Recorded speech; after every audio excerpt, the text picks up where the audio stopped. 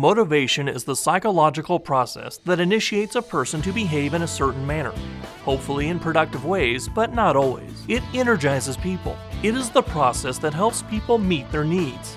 With understanding, we can use it to our advantage, so a brief description of the process is warranted.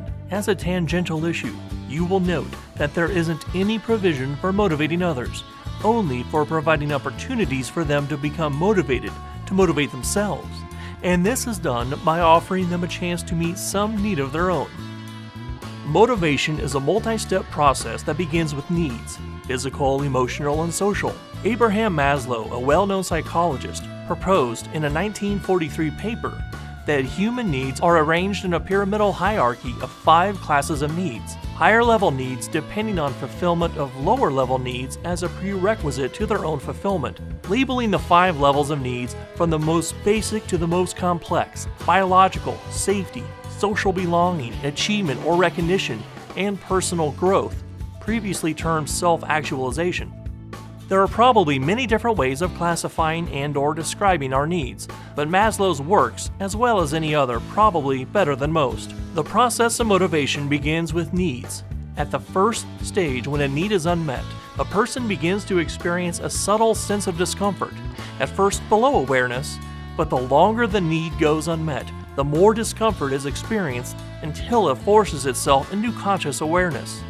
If the unmet need is lower on the hierarchy, it trumps unmet higher needs. For example, if a person's biological need for food is unmet, it will ultimately demand attention to the exclusion of needs for security or recognition. We will risk a great deal to avoid starvation. When the second stage of clear discomfort is reached, we embark on the psychological process of identifying and labeling the source of our discomfort, as in labeling the pain in my stomach as hunger. Once the feeling has been labeled, a person enters the third stage of exploring ways to alleviate the discomfort, thus satisfying the unmet need. A person typically identifies 2 or more ways of meeting a need. The fourth stage is to evaluate the list of alternative paths to satisfying the unmet need. That is, to filter the alternative actions through our various sets of values. Our understanding of this process is enhanced, of course, by understanding our values, and that was presented in the last discussion. The best or most preferred way of meeting the unmet need, the highest priority value, is typically selected, but if there are unreasonable or insurmountable obstacles present, then the next best is typically selected. The fifth and final stage is to finally act or behave in a way that will actually satisfy our unmet need. Some might refer to the entire process of activating behavior to meet a need as motivation. Furthermore, some might refer to the feelings associated with drawing discomfort to our attention, or encouraging a repeat of the behavior through experienced positive and reinforcing behavior as emotion.